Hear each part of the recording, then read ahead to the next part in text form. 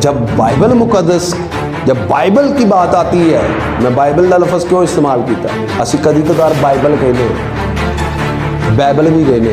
मैं बारहा ये बात बताता हूँ, बाइबल के साथ मुकद्दस लगाना कोई जायका नहीं, बाइबल मुकद्दस बोले। तो हम जब पुकारते हैं बाइबल मुकद्दस को, जब हम बाइबल मुकद्दस की ताज़ीम की बात करते हैं, या तो वो मोटरसाइकिल के आगे हमने लगाई होती है, और जब आगे लगाई होती है तो फिर हम उनको पादरी साहबान भी कहते हैं। वो पादरी साहबान नहीं होते, तो वो पादरी साहबान नहीं होते, जिसकी वजह से वो हैं।